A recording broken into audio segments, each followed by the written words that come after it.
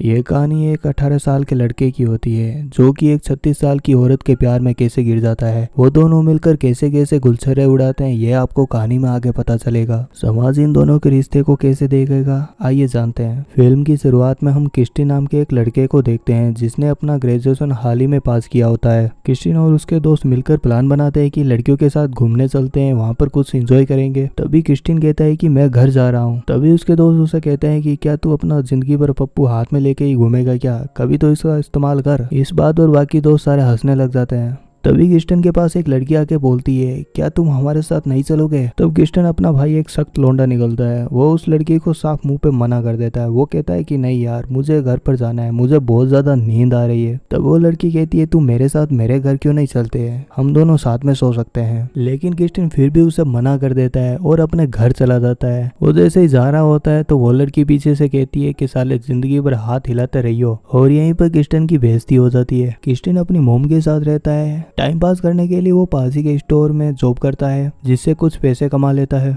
जहाँ पर उसकी मुलाकात जॉन से होती है। जॉन और क्रिस्टिन जल्द ही दोस्त बन जाते हैं। एक दिन जब क्रिस्टिन अपने काम में काफी ज्यादा मग्न होता है तभी वहाँ पर एक लेडी आती है। क्रिस्टिन उस लड़की की खूबसूरती देखकर काफी ज्यादा दंग रह जाता है। क्रिस्टिन के मुंह से लिटरली लार टपकने लग जाती है क्योंकि उस लेडी के संतरे जो होते हैं काफी बड़े होते हैं। क्रिस्टिन का मन उनको दबाने का करता है लेकिन क्रिस्टिन कैसे भी करके खुद पर कंट्रोल रखता है। वो लेडी अपना वॉशिंग मशीन ठीक कराने आई होती है क्रिस्टिन के पास, पर क्रिस्टिन को पता नहीं होता है कि वॉशिंग मशीन को कैसे ठीक करते हैं, इसलिए वो लेडी को मना कर देता है कि उसे वॉशिंग मशीन ठीक करना नहीं आता। ये सुनते ही वो अपने घर जाने लग जाती है, बट जाते जाते क्रिस्टिन को अपने घर का पता भी देकर जाती है। काम पूरा होने के बाद वो घर पर जाता है तो उसके बावजूद भी उसके दिमाग में बस उस लेडी का ख्याल आता रहता है। वह उस लेडी के बारे में काफी ज्यादा सोचने लग जाता है। सोचते सोचते वो उस घर के पास चला जाता है जहाँ पर वो लेडी रहती है। घर के बाहर कुछ देर खड़ा रहने के बावजूद उसे वो लेडी दिखाई नहीं देती है तो वो मुंह लटका के चुपचाप वापस अपने घर आ जाता है और अपने बेड पर लेट जाता है। उस लेडी को इमेजिन करता है और अपनी हाथ गाड़ी को धनाधन चलाता है। इस तरह क्रिस्टिन रात को हल्का होकर सो जाता है। अगले दिन क्रिस्टिन काम पर समय से पहले पहुंच जाता है और जॉन को उसके लेडी के बारे में सब कुछ बताता है कि वो कितनी कमाल की दिख रही थी और साथ ही उसे बताता है कि उस लेडी को वॉशिंग मशीन ठीक करवानी है। तब जॉन कहता है ठीक है मैं वापस जाके उस लेडी की ठीक कर दूंगा वॉशिंग मशीन, तुम टेंशन मत लो। लेकिन क्रिस्टिन कहता है कि मैं करना चाहता हूँ, कहीं से तो शुरुआत करनी होगी ना, क्योंकि जॉन कहता है कि तुम्हें तो वॉशिंग मशीन ठीक करनी नहीं आती। लेकिन जॉन क्रिस्टिन को समझाता है लेकिन क्रिस्टिन मानता नहीं। क्रिस्टिन कहता है कि मैं कर लूंगा, तुम टेंशन मत लो। और इस तरह क्रिस्टिन के बार बार कहने पर जॉन उसे हाँ कर देता है और कहता है कि ठीक है बाबा तुम जा सकते हो उस लेडी से मिलने, उसकी वॉशिंग मशीन ठीक करने। क्रिस्टिन उस लेडी के अपार्टमेंट पहुंचता है, वहां पर उस लेडी को कहता है कि मैं आपकी वॉशिंग मशीन ठीक करने आया हूँ। तो वो लेडी कहती है कि तुम्हें तो वॉशिंग मशीन ठीक करनी आती भी नहीं है। तो क्रिस्टिन कहता है कि हाँ मुझे आती है, अब मैंने सीख ली है। इस बात पर वो लेडी कहती है कि मैंने तो ऑलरेडी अपनी मशीन को ठीक कर लिया है। फिर वो लेडी कहती है कि अच्छा बाबा तुम यहाँ आ ही गए हो तो तुम मेरे एक टॉयलेट को ठीक कर दो, उसे चेक कर लो उसमें कोई खराबी तो नहीं है। क्रिस्टिन उस लेडी का टॉयलेट ठीक करने लग जाता है। तभी वो लेडी पास ही में नंगी होकर शावर लेने लग जाती है। क्रिस्टिन उसे बहुत ध्यान से देखने की कोशिश करता है लेकिन उसे नहीं देख पाता है क्योंकि बीच के अंदर पर्दा लगा होता है। यह पर्दा बिल्कुल भी ट्रांसपेरेंट होता है जिसके कारण क्रिस्टिन का पप्पू उठाव करने लग जाता है। नहाने के बाद वो लेडी क्रिस्टिन को कहती है कि तुम कल मेरे अपार्टमेंट के नीचे क्या कर रहे थे। तो वो क्रिस्टिन कहता है कि मैं तो ऐसे ही नीचे घूम रहा था। ये सुनने के बाद वो लेडी क्रिस्टिन को एक पुच्ची दे देती है और वो लेडी कहती है कि तुम बहुत स्वीट हो। नेक्स्ट डे को जब क्रिस्टिन जॉब पर जाता है तो जॉन उसे कहता है कि कोई लेडी तुम्हें ढूंढ रही थी और जिसने अपना नंबर तुम्हें दिया है देने के लिए। क्रिस्टिन उन नंबरों पर तुरंत कॉल लगाता है, तब जाकर उसे पता चलता है कि ये वही लेडी है जिसने उसके घर पर जाके वॉशिंग मशीन ठीक की थी। वो लेडी क्रिस्टिन से कहती है कि तुम आज रात को क्या कर रहे हो। तब क्रिस्टिन कहता है कि मैं कुछ नहीं कर रहा। तब वो लेडी कहती है अगर तुम फ्री हो तो मेरे घर आ सकते हो रात को। तब दोनों मिलकर 8:30 का टाइम डिसाइड करते हैं मिलने का। फोन कट होते ही जॉन उसके पास आता है और क्रिस्टिन से कहता है कि क्या बात हो रही है। तब क्रिस्टिन कहता है कि वो लेडी मुझे रात को बुला रही है। तब जॉन कहता है कि मौका हाथ से जाने मत देता और हाथ में बिना फ्लावर लिए मत जाना वरना तुम्हारा फट के फ्लावर हो जाएगा। साथ में अपने साथ पप्पू के लिए शेरवानी जरूर लेके जाना।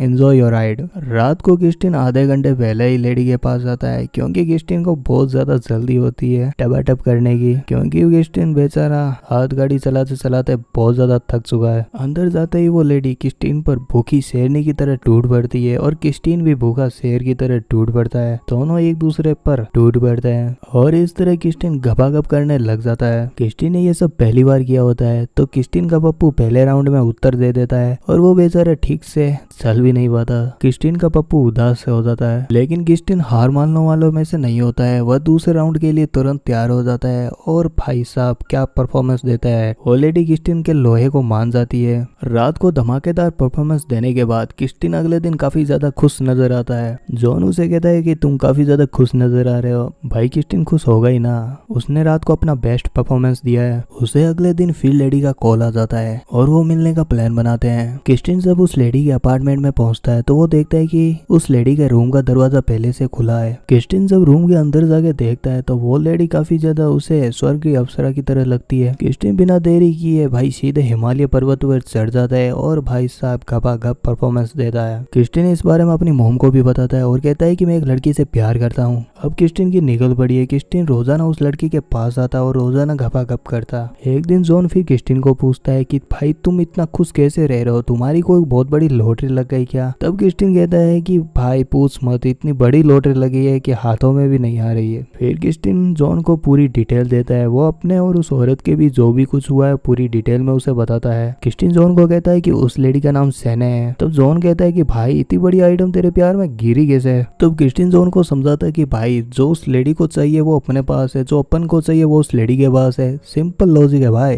क्रिस्टिन और सेने के बीच अब ये रिश्ता काफी ज्यादा गहरा होने लगा है। एक रात को सेने के साथ दंगल करने के बाद तभी वहाँ पर एक छोटा लड़का आ जाता है। वो लड़का आते ही कहता है कि मुझे बहुत ज्यादा भूख लगी है, मुझे खाना खाना है।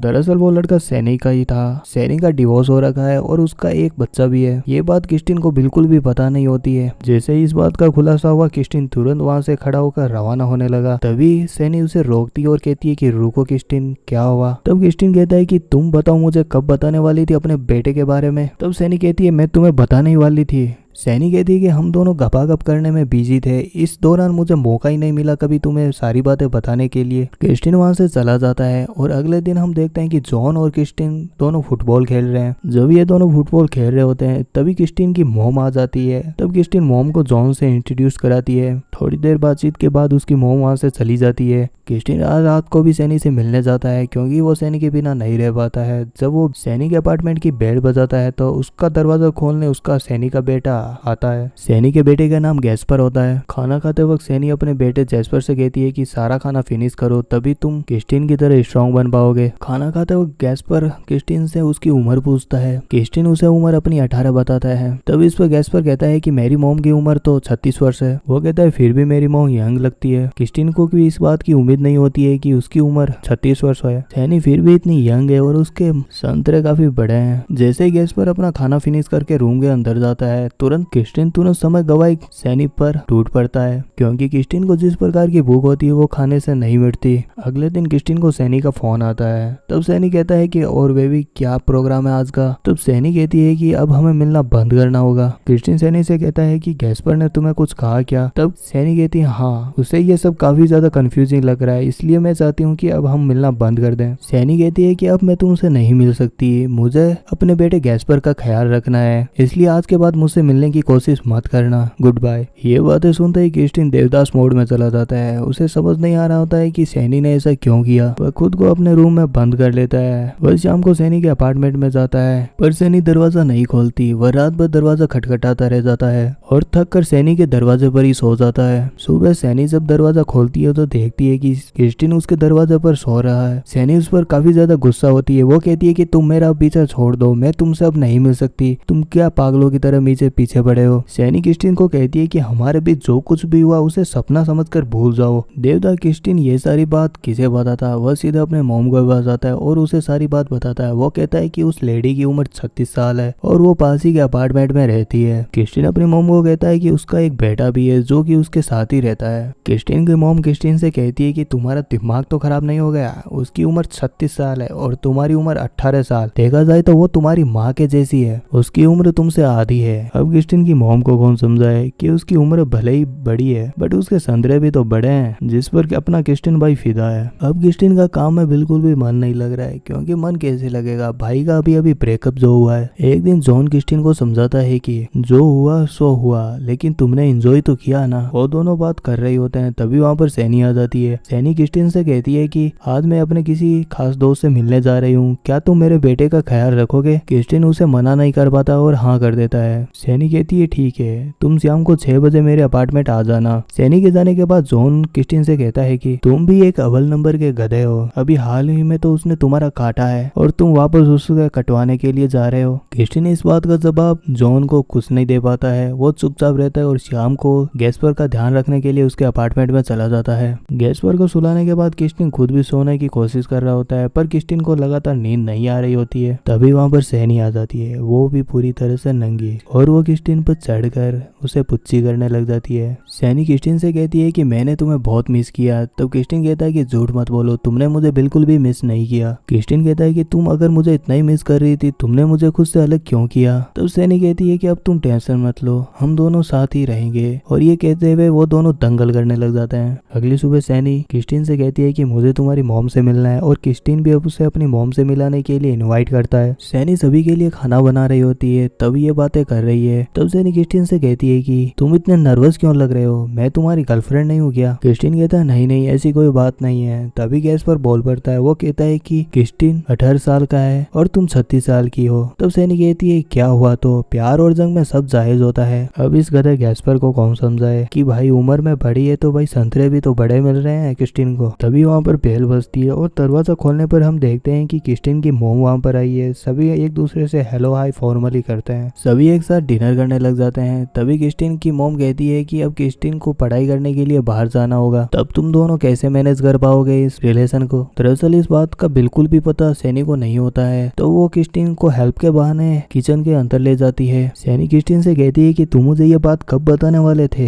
क्रिस्टिन कहता है कि मुझे भी इसके बारे में कुछ पता नहीं था, ये सभी मेरी मोम ने डिसाइड किया है। सैनी कहती है कि झूठ मत बोलो, तुम्हें सब पता था, तुम वहाँ पे पढ़ाई करने नहीं बस लड़कियों के साथ गुलछरे उड़ाने के लिए जा रहे हो। क्रिस्टिन कहता है कि तुम मुझे गलत समझ रही हो, मैं तो बस डिग्री कंप्लीट करने के लिए यूनिवर्सिटी जा रहा हूँ। सैनी कहती है कि सभी लोग मौज मस्ती करने के लिए ही जाते हैं, मुझे तुमसे ज्यादा नॉलेज है। सैनी कहती है वहाँ पर सभी लोग खाली लड़की पटाने जाते हैं, पढ़ाई कोई नहीं करता है। तब क्रिस्टिन कहता है कि अच्छा लगता है तुमने भी तो काफी ज्यादा गुलछरे उड़ाए होंगे। इस बात पर उनके बीच काफी ज्यादा तू में हो जाती है। तभी क्रिस्टिन की मॉम और गैस्पर वहाँ पर आ जाते हैं। कुछ देर बाद सैनी अपने बिहेवियर के लिए क्रिस्टिन से माफी मांगती है और क्रिस्टिन को एक पुच्ची कर देती है, और क्रिस्टिन वहीं पर पिघल जाता है और वो भी सैनी पर टूट पड़ता है। तब सैनी कहती है कि रुको रुको, अभी नहीं, अभी तुम्हारे मॉम और गैस्पर यहीं पर है, हम दोनों रात में दंगल खेलेंगे आज। फिर वो चारों डिनर करने लग जाते हैं। तभी क्रिस्टिन की मॉम कहती है कि हम क्रिस्टिन के लिए एक अपार्टमेंट ढूंढ रहे हैं। तब सैनी कहती है कि इसके लिए अपार्टमेंट ढूंढने की क्या जरूरत है, ये हमारे साथ रह सकता है। दरअसल क्रिस्टिन की मॉम को सैनी बिल्कुल भी पसंद नहीं होती है और वो वहाँ से चली जाती है। क्रिस्टिन अपनी मॉम को छोड़ने के लिए कहता है, वो कहता है कि मैं आपको छोड़ के आ सकता हूँ, लेकिन उसकी मॉम मना कर देती है, कि कहती है मैं अकेली चली जाऊंगी। लेकिन फिर भी क्रिस्टिन जबरदस्ती उसको छोड़ने के लिए चला जाता है अपनी मॉम को।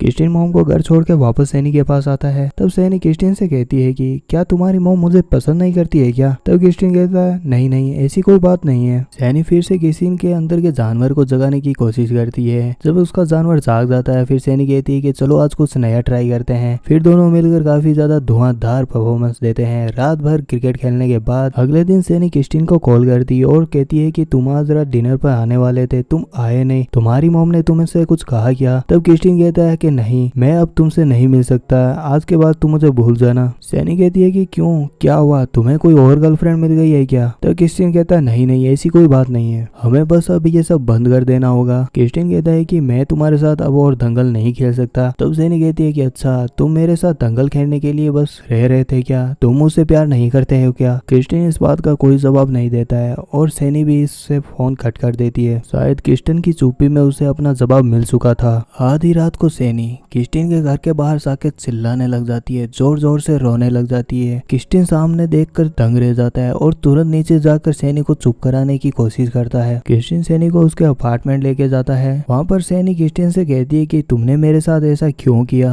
क्रिस्टिन कहता है कि मैं तुम्हारे साथ ऐसा करना नहीं चाहता था, लेकिन मुझे अंदर से फील आ रहा है कि हम जो भी कर रहे हैं अच्छा नहीं कर रहे हैं, मुझे मुझे काफी ज्यादा गिल्टी फील हो रहा है। सैनी फिर से क्रिस्टीन के पप्पू को हिलाकर उसके अंदर का जानवर जगा देती है और वो दोनों रात भर दंगल करते हैं। सैनी दंगल में क्रिस्टीन को बचाकर वापस अपने घर चला जाता है, जहाँ पर उसकी मॉम उसका इंतजार कर रही थी। रात काफी ज्यादा हो जाती है, दोनों को वहीं पर नींद आ जाती है। अगले ही सुबह वापस क्रिस्टीन सैनी के घर जाता है, जहाँ पर सैनी उसे कहती है कि तुम कहाँ गायब हो गए थे, मैं तुम्हें लगातार ढूंढ रही थी। क्रिस्टीन कहता है कि मैं अपने घर गया था। तो सैनी कहती है कि तुम मुझे एक प्रॉमिस करो, अब मुझे तुम छोड़कर कभी कहीं नहीं जाओगे। तभी सैनी का बेटा गैस पर क्रिस्टीन को अपने साथ खेलने के लिए नीचे से आवाज लगाता है। तभी क्रिस्टीन जाने लग जाता है। तभी सैनी क्रिस्टीन को रोकती है और कहती है कि तुम बेबी जाते वक्त मुझे पुच्ची देना तो भूल ही गए। तब क्रिस्टीन सैनी को एक पुच्ची देता है। तभी सैनी को उसके टी शर्ट से एक परफ्यूम की खुशबू आती है और वो क्रिस्टीन से कहती है कि तुम्हारे अंदर से ये कौन सी खुशबू आ रही है। सैनी कहती है कि तुम किसी और लड़की के साथ सो के आए हो। तब क्रिस्टीन कहता है कि नहीं, ये मेरी मॉम का परफ्यूम है। सैनी कहती है अच्छा, तुम अपनी मॉम के साथ गुलछरे उड़ा के आए हो। इतना सुनते ही क्रिस्टीन की आतामाची सटक लेती है और वो सैनी को खींच के एक तमाचा मारता है, जिसकी वजह से वो नीचे जमीन पर गिर जाती है। तभी उसका बेटा गैस पर आ जाता है। क्रिस्टीन को इससे काफी ज्यादा बुरा लगता है और उसका सर काफी ज्यादा घूमने लग जाता है, जिससे वो वहीं पर बेहोश होकर नीचे गिर जाता है। जब क्रिस्टीन की आंख खुलती है तो वो देखता है कि गैस पर सना